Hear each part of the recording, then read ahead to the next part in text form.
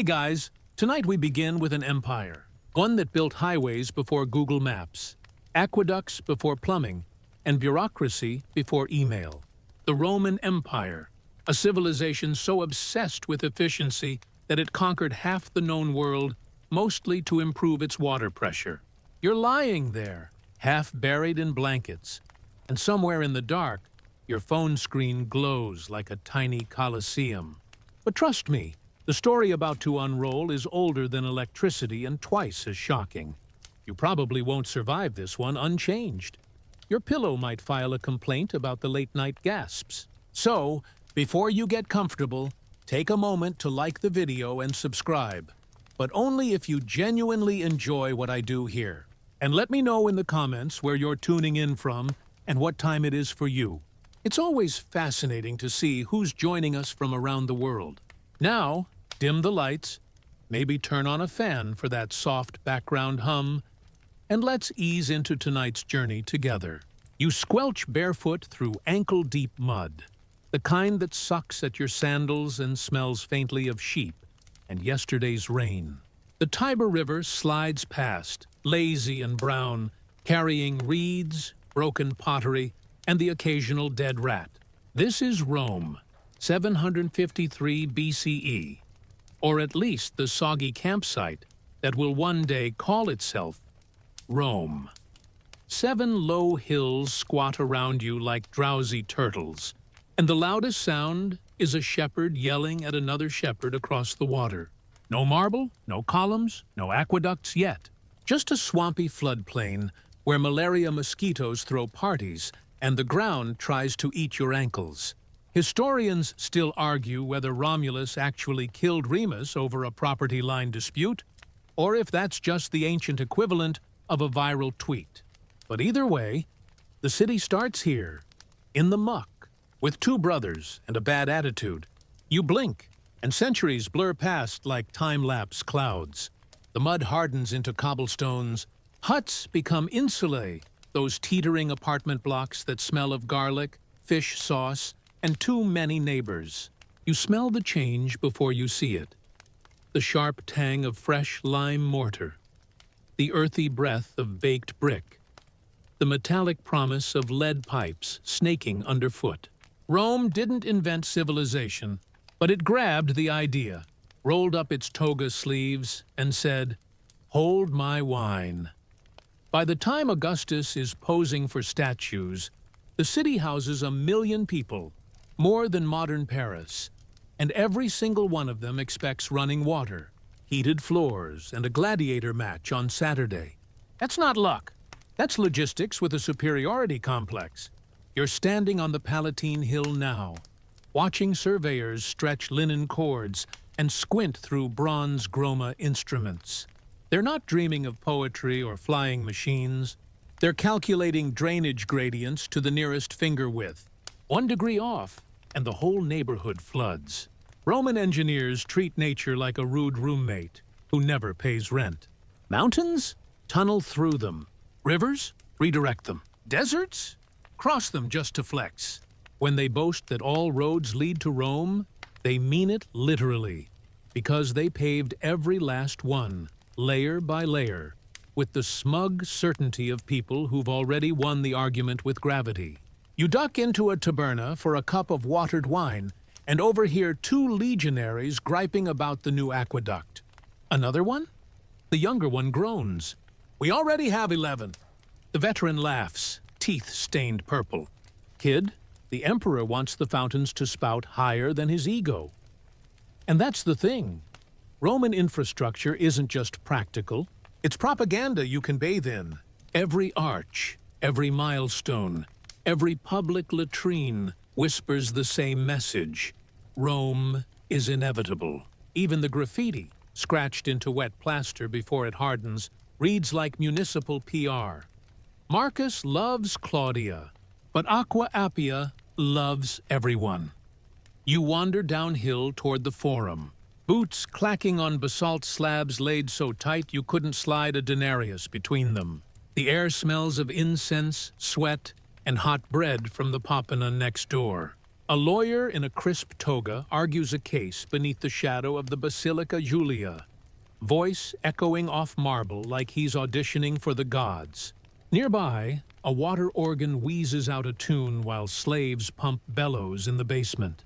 You realize the city itself is a machine, every gear oiled with ambition and olive residue. The mainstream fact here is simple.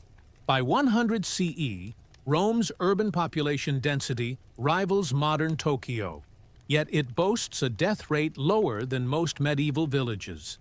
How? Obsession with control. If a pipe bursts, a bureaucrat files 3 copies before the puddle spreads. But here's the quirky tidbit that keeps you awake.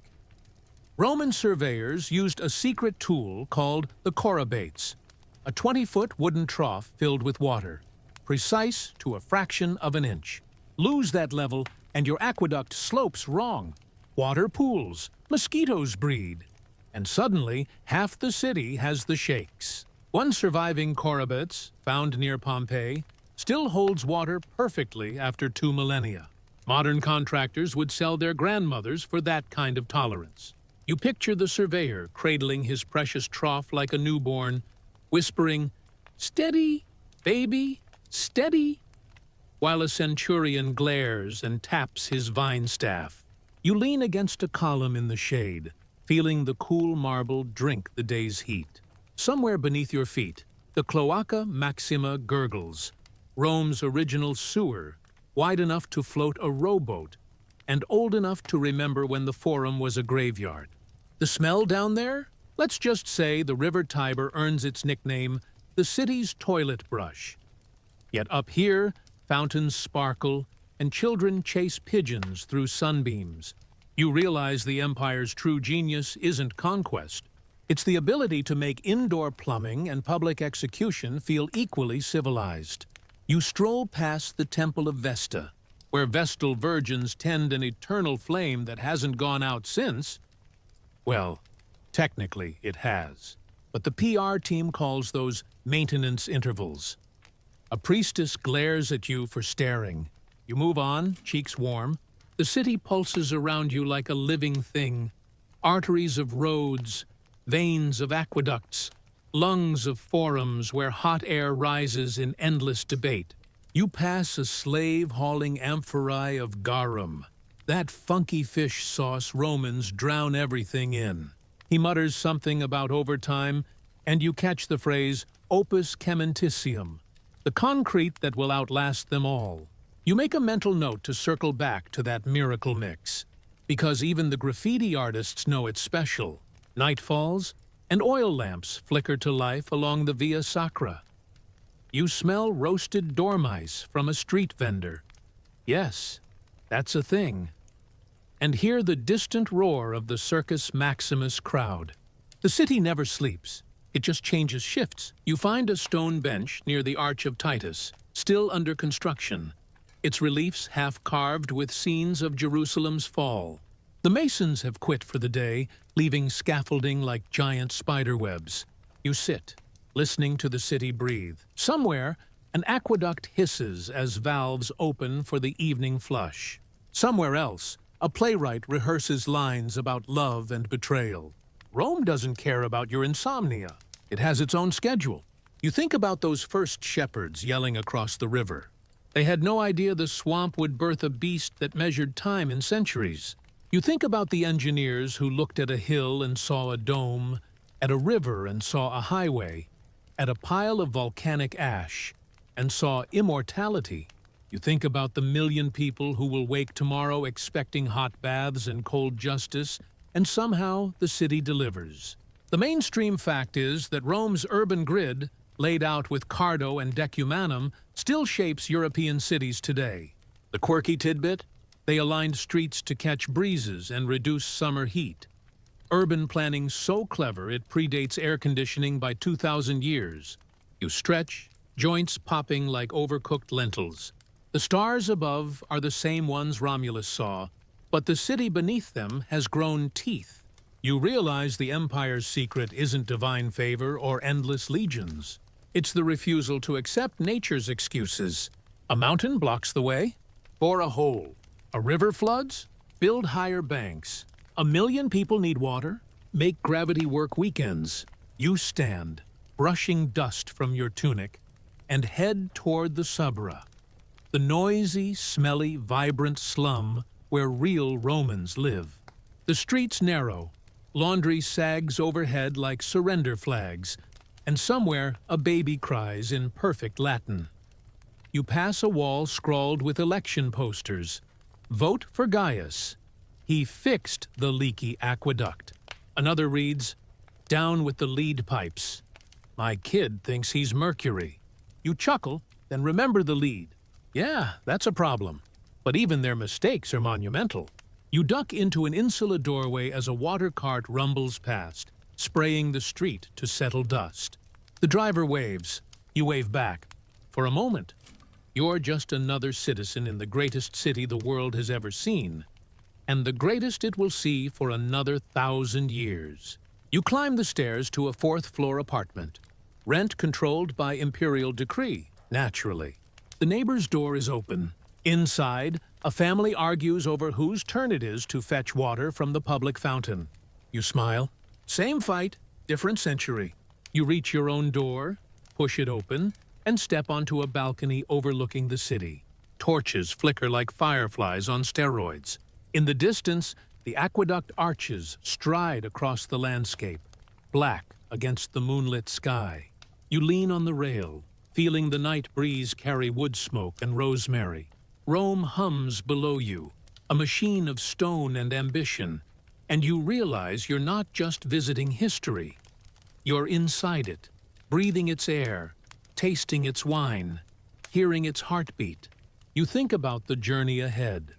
Concrete that heals itself, sewers that shame medieval Europe, roads that laugh at potholes, postal riders who outpace the internet. You think about the emperors, the slaves, the engineers, the prostitutes, the poets, all threaded together by the same obsession with control. You think about the fall, because every empire falls. But even the ruins will stand taller than most civilizations ever manage. You take a deep breath, tasting iron and olives, and whisper to the night, "Okay, Rome, show me what you've got." The city answers with 1,000 fountains, 1,000,000 footsteps, and the low, confident rumble of a civilization that looked at a swamp and saw eternity. You close the balcony door, slide into bed, and let the sound of distant chariots lull you. Tomorrow the story continues. Tonight, you dream in Latin. You wake to the faint clatter of a mason's trowel against stone, the sound drifting up through your open window, like a lullaby made of grit and purpose. The sun is barely over the rooftops, but Rome is already sweating. Down in the street, a crew of laborers, bare backs glistening, muscles corded like ship's rope, hauls a sled loaded with volcanic ash the color of dried blood. You lean out, squinting. That's pozzolana, the magic dust that turns Roman concrete into something closer to alchemy than architecture. You yawn, scratch your stubbled chin, and decide today you're following that ash to its destiny. Because if Rome's skeleton is stone, its muscle is opus cementitium, the self-healing brew that still mocks modern cement from beneath 2,000 years of earthquakes, floods, and tourist selfies. You slip into a rough tunic, yesterday's, because laundry is for emperors, and pad barefoot down the creaking stairs.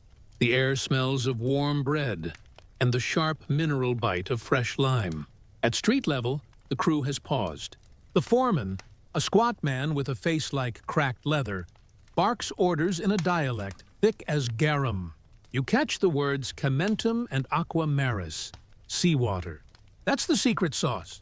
While other civilizations are still gluing stones with mud and prayers, Rome mixes lime, pozzolana, and salt water into a slurry that laughs at time.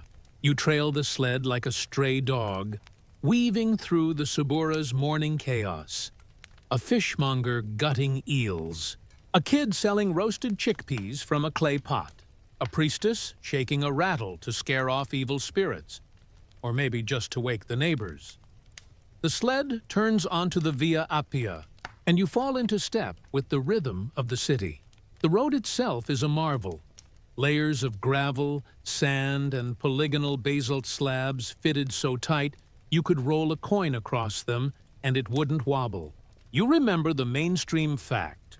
Roman roads total over 400,000 kilometers, enough to circle Earth 10 times. The quirky tidbit? Some sections were built with crushed teste, broken pottery, because why waste a perfectly good amphora when you can recycle it into immortality? You kick a loose shard. It skitters like a beetle. Somewhere underfoot, a milestone reads MP13, 13 miles from the golden milestone in the Forum. You're not even out of the city yet, and already the road is counting your steps. The crew veers left toward the construction yard near the Porta Capena. You smell the site before you see it. Acrid lime, wet sand, the faint oceanic tang of seawater hauled in barrels from Ostia. The yard is a hive. Slaves stir vats with paddles the size of oars. Others haul aggregates in wicker baskets. You duck under a scaffold and find yourself face to face with a half-built arch. Its wooden centering still in place, the concrete poured in rhythmic caementa layers no thicker than your fist. The mason, a wiry Greek with a philosopher's beard, notices you staring. You touch, you buy, he grunts, but his eyes twinkle. You mime curiosity. He softens. Watch, he says, and slaps a fresh batch onto the formwork. The mix is gray and lumpy, like oatmeal left out in the rain. But as he tamps it with a wooden float, it settles into a skin smooth as river stone. You ask the obvious question, how does it last so long? He shrugs. The ash eats the lime, makes crystals. Crystals grow, fill cracks. Like bone. He taps the arch. It rings solid. Modern stuff? Crumbles if you sneeze. You nod, trying to picture microscopic crystals knitting wounds in concrete like platelets in blood. Historians still argue whether the Romans understood the chemistry or just stumbled into it while trying to stretch their lime supply. Either way, the result is the Pantheon's dome, 117 feet wide, unreinforced, still standing while your local parking garage needs repairs every spring.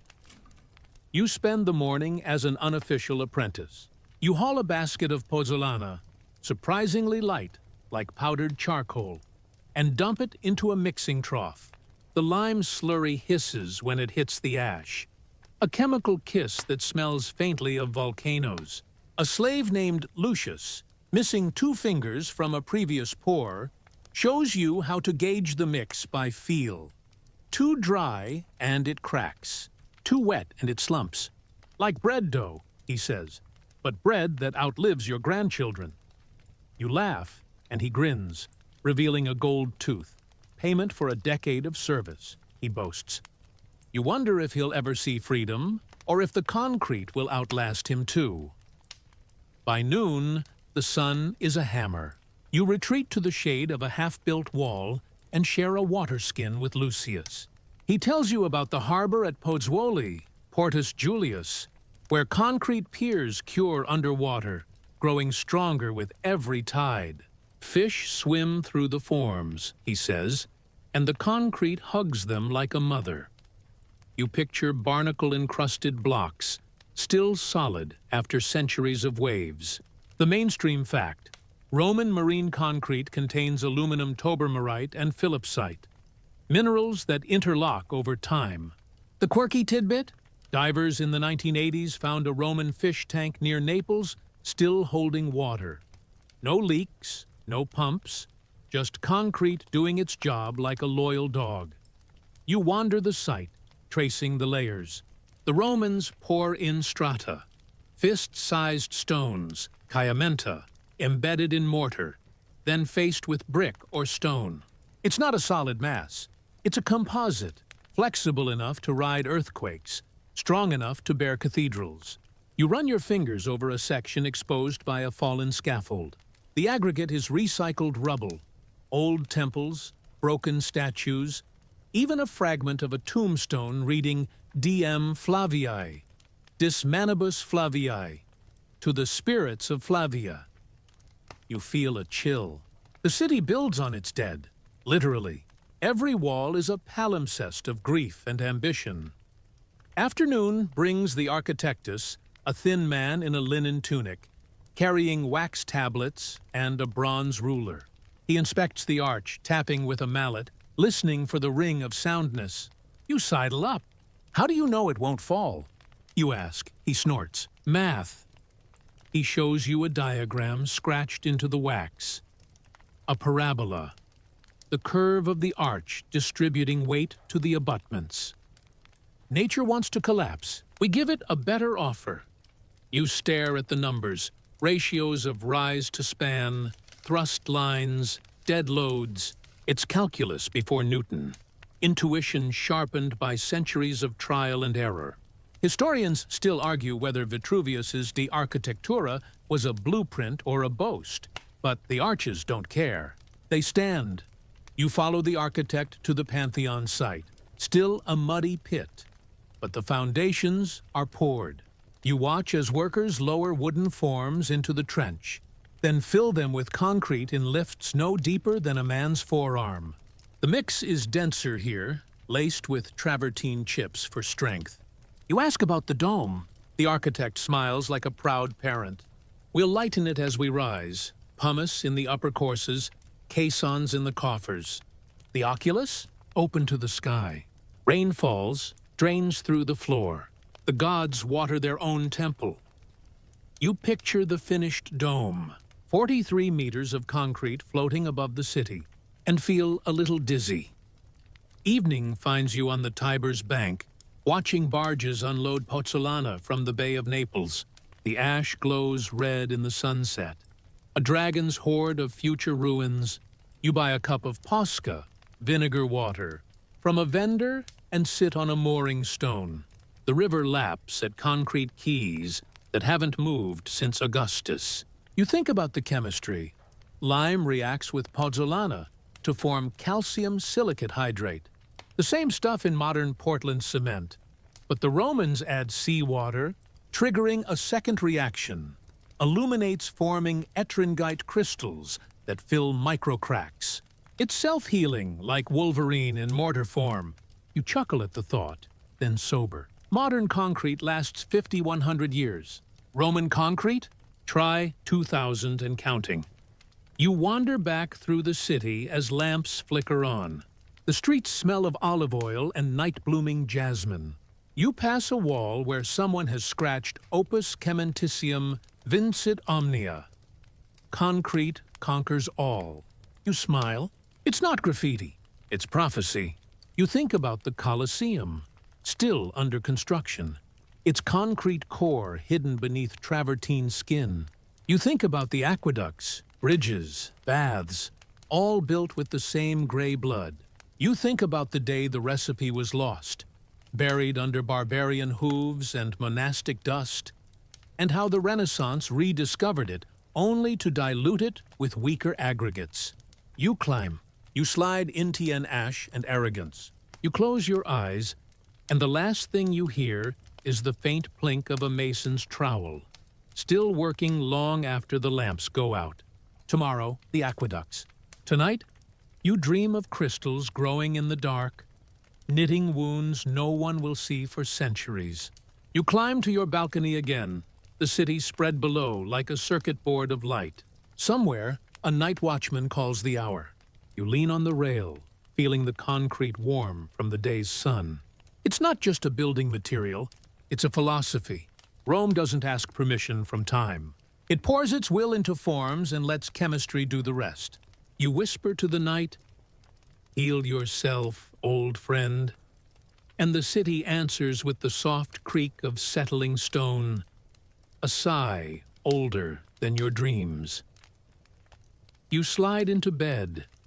The sheets cool against your skin. Outside, the Pantheon's future dome waits in the dark, a promise poured in ash and arrogance. You close your eyes, and the last thing you hear is the faint plink of a mason's trowel still working long after the lamps go out. Tomorrow, the aqueducts. Tonight, you dream of crystals growing in the dark, knitting wounds no one will see for centuries. You wake to the hush of water, steady, patient, almost smug. It's not rain, it's the Aqua Appia, Rome's first aqueduct, whispering through the city's veins before the roosters even think about crowing. You roll out of bed, sandals slapping on cool concrete, and follow the sound. The streets are still half asleep, but the water never rests.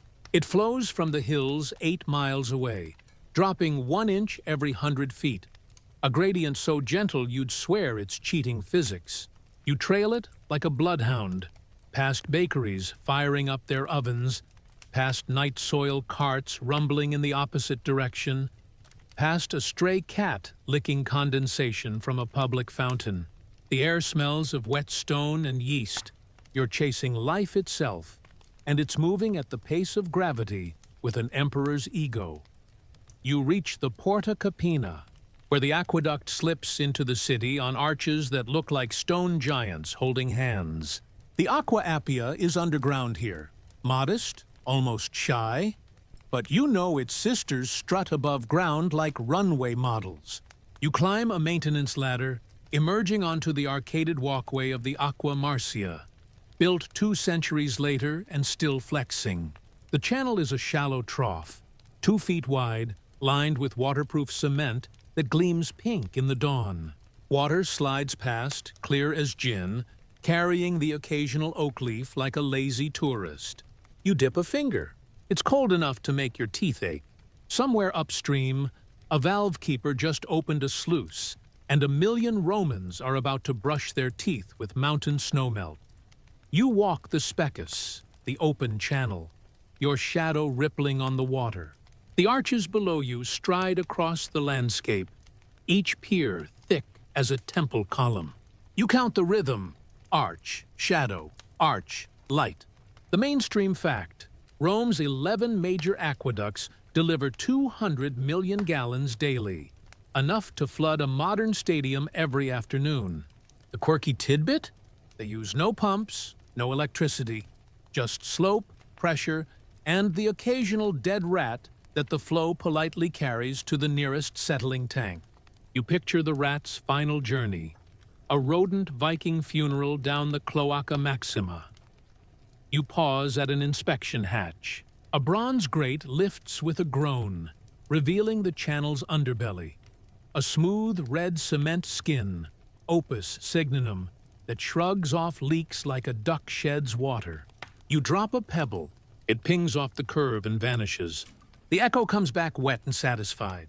Historians still argue whether the gradient was measured with chorobates or the simpler Libra, a water-filled tube with sight lines. But the water doesn't care. It flows at 1 to 5,000, precise as a heartbeat. You lean over the edge, watching the stream catch the first rays of sun. It looks alive, and in a way, it is. Rome's population drinks, bathes, and flushes with this one artery. Cut it, and the city dies of thirst in a week. You hop down to ground level and follow the aqueduct's shadow toward the city center. The arches tower overhead, casting cool stripes across the road. Vendors set up beneath them, olives, figs, cheap wine, using the piers as free real estate. A kid darts between your legs, chasing a hoop with a stick. You dodge a puddle that's actually a leak.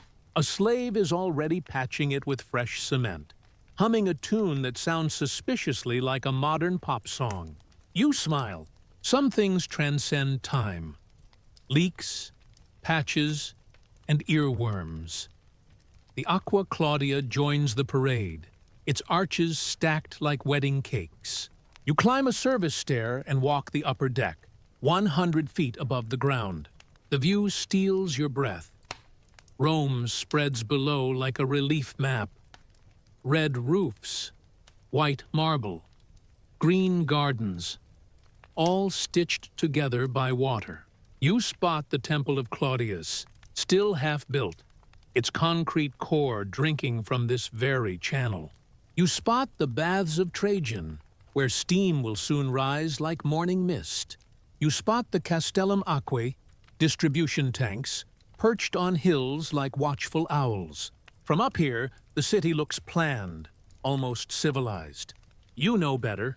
Down there, someone's arguing over a parking spot for their litter. You reach the terminus at the Porta Maggiore, where 9 aqueducts converge in a stone orgy of arches. The noise is a constant hush, like the sea trapped in stone. You watch workers open bronze valves, diverting flow into lead pipes, fistulae, stamped with the emperor's name, quality control, Roman style. One pipe feeds the imperial palace. Another, the public latrine in the suburra.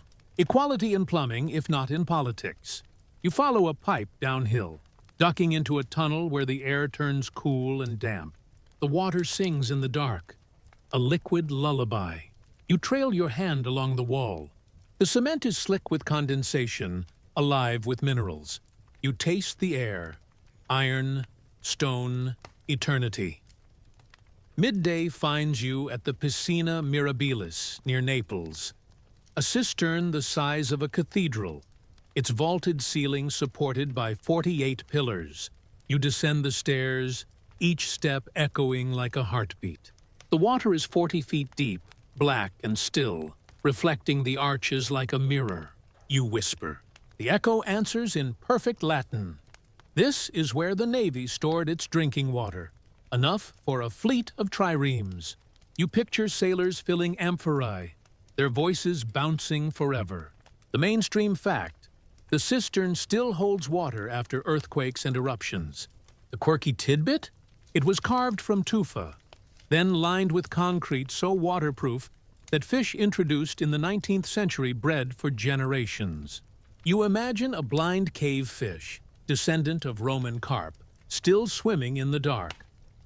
Back in Rome, you visit the Aqua Virgo, the only aqueduct still functioning today. You stand beneath the Trevi fountain, Baroque frosting on a Roman cake, and toss a coin for luck. The water tastes faintly of moss and miracles. You think about the 20,000 slaves who built these systems, the engineers who died calculating slopes, the emperors who named aqueducts after themselves like vanity plates. You think about the lead pipes. Yes, they used lead. And yes, it probably shaved a few IQ points off the aristocracy. You picture Caligula declaring war on Neptune because the sea was too salty. Evening paints the aqueducts gold. You walk the Parco degli Acquedotti, where the Aqua Claudia and Anio Novus march side by side like rival siblings. The grass is soft, the air humming with cicadas. You lie beneath an arch, staring up at the sky framed in stone. The water flows overhead, a silver ribbon in the dusk. You close your eyes and listen. The hush, the drip, the distant splash of a fountain. Rome's heartbeat, steady as ever. You think about the day the last aqueduct fell silent, the day the city drank from wells and remembered what thirst tasted like. You think about the engineers who looked at a spring 20 miles away and said, "We'll have that in the kitchen by breakfast." You drift off beneath the arches, the water singing you to sleep. Tomorrow, the sewers. Tonight, you dream of rivers tamed, of gravity on a leash, of a city that taught the world to drink from the mountains. You wake to the smell of wet stone and something sharper. Ammonia, maybe. Or the ghost of yesterday's urine. The city is already humming, but down here, beneath the streets, the sound is different. A low, constant gurgle, like the city clearing its throat. You're in the Cloaca Maxima, Rome's original sewer, built when the Forum was still a swampy graveyard. And the word plumbing meant hope the river takes it. You light a clay lamp, olive oil, wick trimmed short, and follow the brick tunnel. The air is cool, damp, and honest. No perfume, no garum, just the truth of a million Romans doing what Romans do. You step carefully. The floor is slick with centuries of use, and the water rushing past your ankles is the color of weak tea. You're not squeamish. Okay, maybe a little, But this is where civilization gets its hands dirty. You duck under a low arch and enter the main channel. It's wide enough for a small boat, vaulted like a basilica, and lined with the same waterproof cement you saw in the aqueducts. The water moves fast, carrying leaves, fish bones, and the occasional lost sandal. You spot a bronze grate upstream, cataracta, designed to catch larger debris before it clogs the system. A slave with a long pole is fishing out a broken amphora, cursing in Punic. You nod. He nods back. Solidarity in the underworld. The mainstream fact: the Cloaca Maxima is still in use today, channeling storm water under modern Rome. The quirky tidbit: in 33 BCE, Agrippa sailed through it in a boat to inspect repairs, the ancient equivalent of a CEO doing a ride-along with sanitation. You follow the flow toward the Tiber. The tunnel widens, the ceiling rises, and suddenly you're in a cathedral of waste. The walls are tagged with graffiti. Felix Amat Lucia, scratched beside a crude phallus. Election slogans. A poem about a lost love. You smile. Even here, Romans can't resist leaving their mark. The water deepens. You hitch your tunic and wade. The current tugs at your calves, strong enough to sweep a child away. You picture the engineers who designed this. Tarquin the Proud's men, maybe, or Etruscan captives with a grudge. They didn't just dig a ditch. They built a river under the city, complete with settling basins and flush valves. You pass a side channel where a public latrine empties, Forica, its sponge on a stick still bobbing in the stream. You gag, then laugh. Efficiency. Roman style. You emerge into daylight near the Pons Aemilius, the sewer's mouth yawning like a dragon's. The Tiber swallows the flow without complaint, carrying it downstream to the sea. You climb the bank, dripping, and sit on a milestone. The city sparkles above you, marble, gold, incense. But down there, it's all brick and water, and the smell of progress. You think about the baths, the thermae, where Romans scrub away the day's grime in pools heated by hippocausts. You think about the valetudinaria, military hospitals with latrines flushed by diverted aqueduct water. You think about the lacus, public fountains where slaves fill buckets and gossip flows faster than the spouts. Rome doesn't just manage waste, it weaponizes cleanliness. You head uphill to the baths of Caracalla, still under construction, but the scale is obscene. You sneak past a dozing guard and wander the frigidarium. The pool is empty, but the marble gleams. You imagine it filled, steam rising, senators debating while slaves pour scented oil. The floor is a mosaic of sea monsters and gladiators, each tile no bigger than a fingernail. You step carefully. The hippocaust pillars below are already in place, ready for fire. You picture the slaves shoveling wood into furnaces, sweat mixing with soot. Luxury above, labor below. The quirky tidbit? The baths used 2,000 tons of wood daily, enough to build a small fleet. The mainstream fact: they could host 1,600 bathers at once, more than most modern spas. You exit through the caldarium, where the dome will one day sweat with heat. A worker is testing the lead pipes, fistulae, banging them with a mallet to check for leaks. The sound echoes like a gong. You ask about the sponge sticks. He laughs. Vinegar and water. Kills the smell. Mostly. You picture the communal latrine, long marble benches, no stalls, conversation flowing as freely as the water beneath. You picture the Fulonica, where slaves tread urine-soaked tunics to clean them, the ammonia softening the wool. You picture the balneator, the bath attendant, collecting tips in a bronze bowl. Cleanliness is a religion here, and everyone pays tribute. Evening finds you at the Laconicum, a sweat room so hot your lamp flame dances. You strip to your subligaculum and sit on a bench, skin prickling. The air smells of cedar and eucalyptus. A slave pours water on hot stones. Steam explodes. and you're in a cloud. You close your eyes and listen. The drip of condensation, the murmur of voices, the distant splash of a plunge pool. You think about the strigil, the curved blade used to scrape off oil and dirt. You think about the unctorium, where masseurs knead knots from imperial backs. You think about the apodicterium, changing rooms with niches for clothes and slaves to guard them. Rome doesn't just bathe. It performs hygiene like theater.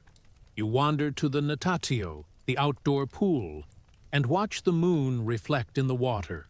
The baths are quiet now, just the hush of water and the occasional clank of a valve. You think about the cloaca again, how it connects everything, palace to slum, temple to tavern. You think about the lead, the gout, the slow poison of progress. You think about the day the system failed, the day the water stopped, the day the city choked on its own filth. You shiver, despite the heat. You leave the baths and walk the streets, the air cool against your damp skin. The fountains never sleep. Nymphaea, Lacy, Salientes, each one a minor god of splash. You stop at the Meta-Sudans, where gladiators once washed off blood. The water tastes of iron and victory. You think about the aquarioli, water sellers who hawk cups to the poor. You think about the fontes, sacred springs where vestals draw water for rituals. You think about the Castellum Divisorium, where aqueducts split into neighborhoods like a family tree of pipes. You climb to your balcony, the city spread below like a circuit board of light and shadow. The cloaca rumbles faintly, a dragon digesting the day.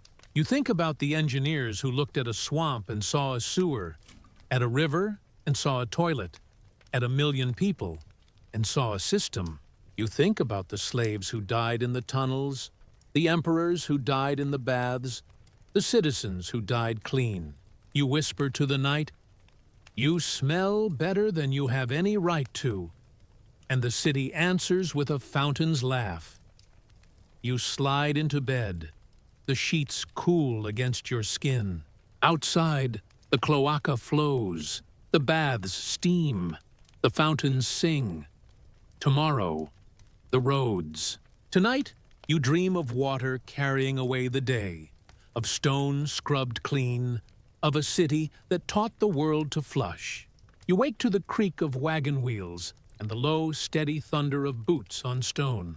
Dawn is still a rumor, but the Via Appia is already awake, stretching south from the Porta Capena like a promise carved in basalt. You lace your sandals, sling a leather satchel over your shoulder, and step into the flow. The road is wide enough for 2 carts to pass without kissing hubs, its surface polished by centuries of feet, hooves, and the occasional imperial parade. You run your hand along the curbstone, smooth, cool, fitted so tight you couldn't slip a knife blade between blocks. The air smells of dust, horse sweat, and the faint sweetness of crushed wild thyme. You're walking the artery of an empire, and it's pumping blood, grain, gossip, and ambition at 60 miles a day. You fall in behind a military column, vexillatio of the Legio II Parthica, standards snapping in the breeze. The centurion at the rear eyes you, vine staff tapping his palm, but you flash a wax tablet with a forged travel permit. Don't ask. And he grunts approval. You match their pace. 4 miles an hour, 25 miles a day, no excuses. The road is layered like a cake. Large foundation stones, gravel, sand, then polygonal basalt slabs on top, cambered for drainage. You feel the rhythm in your calves. Left, right, left, right. The empire's heartbeat underfoot. The mainstream fact: Rome's road network spans 250,000 miles of paved perfection, with 80,000 miles of imperial highways. The quirky tidbit? Some sections include speed bumps, crusta, raised stones to slow chariots and prevent the ancient equivalent of road rage. You pass the first milestone, miliarium, a marble drum carved with distances and the emperor's name. MPI, 1 mile from Rome. You touch it for luck. Every mile gets its own stone, a breadcrumb trail of Roman dominance. You picture couriers swapping horses at mutaciones every 10 miles, mansiones every 25 for food and sleep.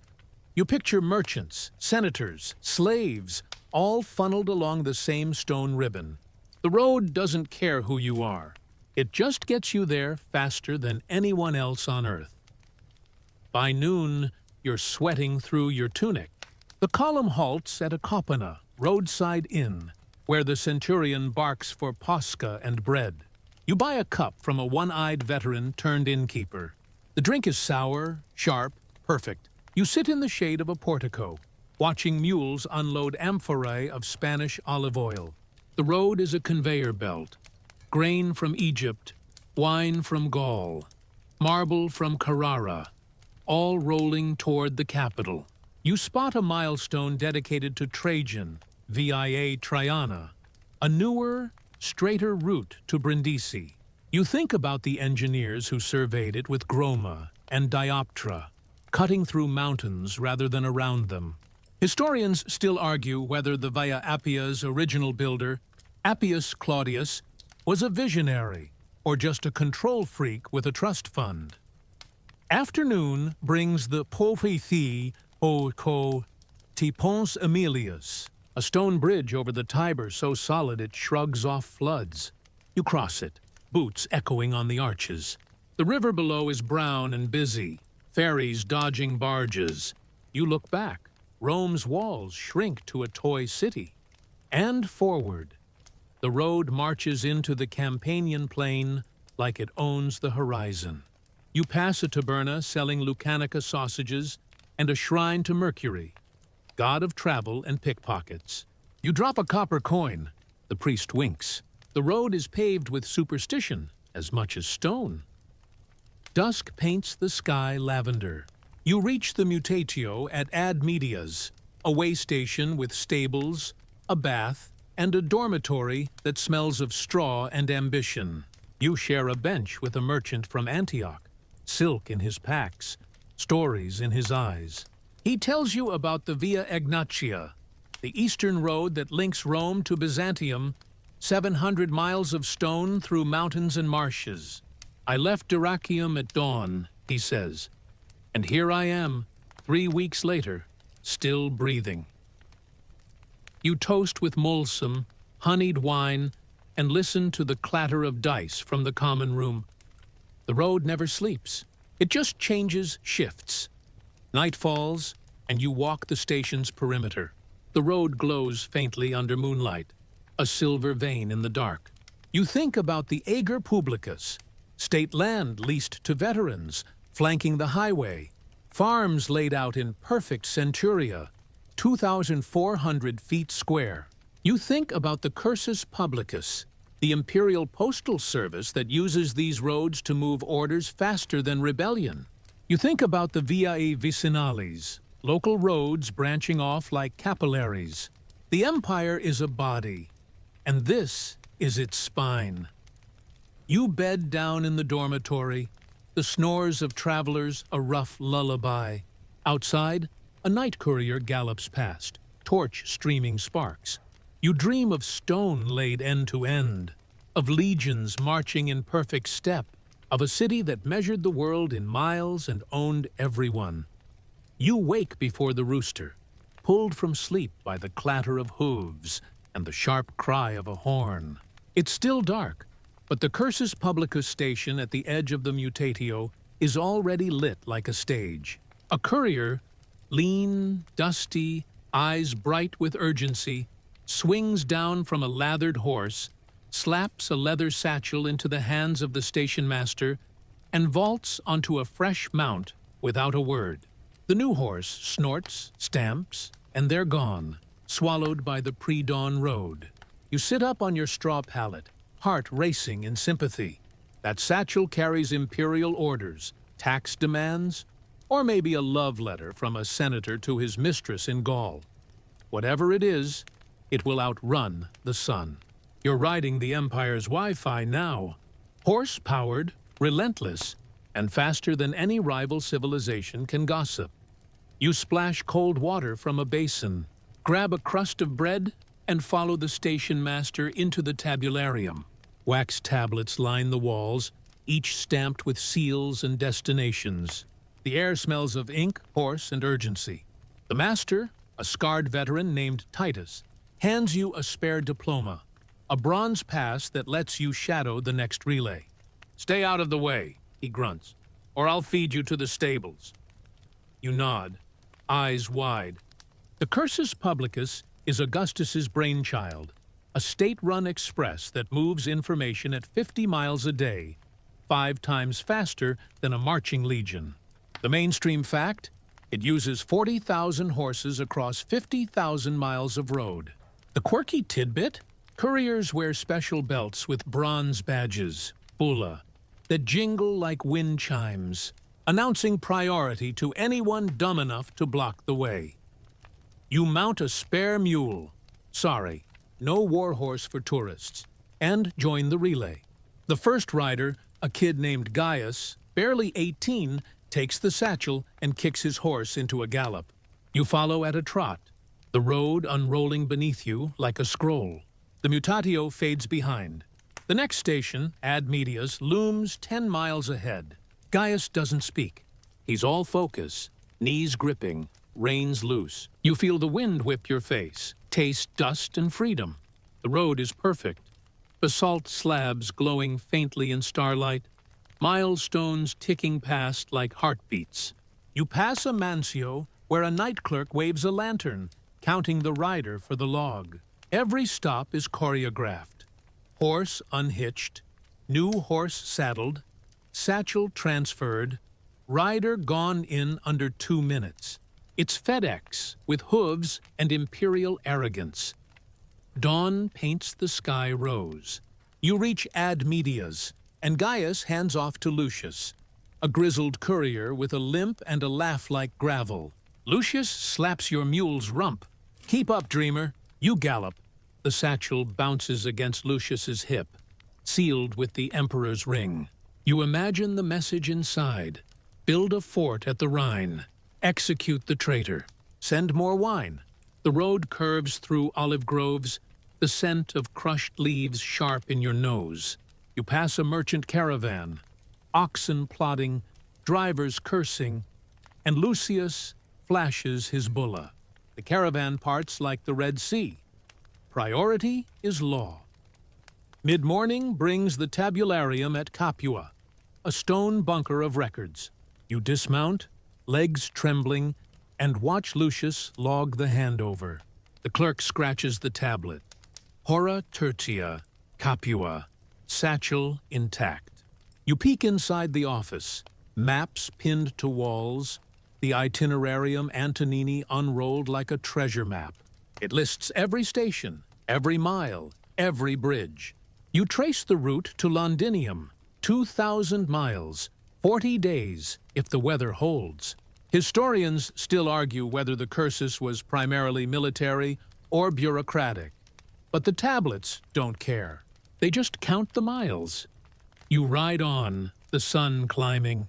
The road is busier now. Farmers with donkey carts, a priestess in a litter, a legionary deserter running the wrong way. Lucius ignores him. Not his job. You stop at a kopana for water. The innkeeper, a woman with arms like a blacksmith, pours posca and eyes your diploma. "You with the mail?" she asks. You nod. She lowers her voice. "Tell the emperor his taxes are late." You laugh, but Lucius doesn't. He's already mounting. You scramble after him. Afternoon heat shimmers off the road. You're sweating through your tunic, but Lucius is stone. He tells you about the record run. Rome to Antioch in 9 days. 3 horses dead of exhaustion. The satchel arrived, he says. The rider didn't. You swallow. The cursus is a machine, and the riders are cogs. You pass a mutatio where a horse is being euthanized. Broken leg. No time for mercy. The station master mutters a prayer to Epona, goddess of horses, and moves on. You feel the weight of the empire in that moment. Speed over sentiment. Dusk finds you at a mansio near Beneventum. You stable the mule, wash the dust from your face, and join the riders for dinner. Lentils, bread, watered wine. The talk is all roots and weather. One rider, a Gaul named Vercingetorix, irony noted, boasts of carrying Caesar's will from Spain, sealed with his ring, he says, and a curse for anyone who breaks it. You picture the will bouncing across mountains guarded by men who can't read it. The quirky tidbit? Some satchels carried codicilli, wax tablets with holes for seals, tamper-proof since 44 BCE. Night falls, and you bed down in the dormitory. The snores are a chorus, the air thick with horse and humanity. Outside, a fresh rider gallops past, torch streaming. You dream of hooves on stone, of messages flying faster than arrows, of an empire stitched together by speed and wax. You wake to the hush of stone on stone, a low, deliberate scrape that feels like the city itself is stretching after a long sleep. Dawn light slips through the half-built oculus of the Pantheon, painting the concrete dome in soft gold. You're standing in the rotunda, barefoot on the marble floor, watching masons fit the final coffers into the vault overhead. The air smells of wet lime, sawdust, and the faint iron tang of blood from a slave's cut finger. You tilt your head back until your neck aches. 43 meters above you, the dome floats. No columns, no rebar, just concrete and geometry daring gravity to blink. You're inside the Empire's ultimate flex. An arch multiplied into a sphere, a whisper of mathematics that humiliates nature and still stands 2 millennia after the last emperor forgot his lines. You step closer to the centering, the temporary wooden scaffold that holds the dome until the concrete cures. It's a spiderweb of beams, each joint pinned with bronze dowels, swaying slightly under the weight of fresh pores. A mason named Quintus, face dusted white as a ghost, beckons you up a ladder. You climb, heart hammering, until you're eye level with the coffers, stepped recesses that lighten the load and catch the light like honeycomb. Quintus taps a keystone. This one carries the sky, he says. You feel the vibration through the wood, a low hum of tension and compression in perfect balance. The mainstream fact: the Pantheon's dome is the largest unreinforced concrete span in history. The quirky tidbit? The coffers aren't just decorative. Their stepped design reduces weight by 1/400 tons without sacrificing strength, like nature's own lightening holes in a bird's bone. You descend and circle the rotunda, tracing the arches that spring from the walls. Each one is a perfect semicircle, distributing the dome's thrust down to the foundations in a cascade of invisible forces. You press your palm to the curve. The concrete is cool, almost alive, still exhaling the heat of yesterday's pour. You think about the opus reticulatum facing, diamond-patterned brick that hides the concrete core like a toga over muscle. You think about the opus latericium in the walls, fired bricks laid in mortar so thin it's barely a whisper. You think about the engineers who calculated every angle with groma and dioptra, who knew that a 1-degree error here would crack the sky. Historians still argue whether Hadrian designed the Pantheon himself or just took credit for his architect's insomnia. You exit through the portico, where granite columns, each one a single shaft from Egypt, stand like sentinels. You run your hand over the fluting. The stone is warm from the rising sun. You picture the cranes that lifted them, treadwheel monsters powered by men walking inside like hamsters on a mission. You picture the quarries at Mons Claudianus, slaves hacking monoliths under a desert sun. You picture the Nile barges, the Mediterranean storms, the final hoist into place with ropes thick as your thigh. The columns are scarred with chisel marks, each one a story of sweat and precision. You step back and look up. The pediment is blank. No inscription yet, just the promise of imperial ego to come. Mid-morning finds you at the Colosseum, its arches stacked 4 tiers high like a stone wedding cake. You climb the service stairs to the upper gallery, boots echoing in the vaulted corridors. The concrete core is exposed here, raw and gray, faced with travertine that gleams white in the sun. You lean over the railing and watch gladiators drill in the arena below, their shadows sharp on the sand. The arches frame the scene like theater boxes, each one a perfect semicircle carrying the weight of 50,000 screaming fans.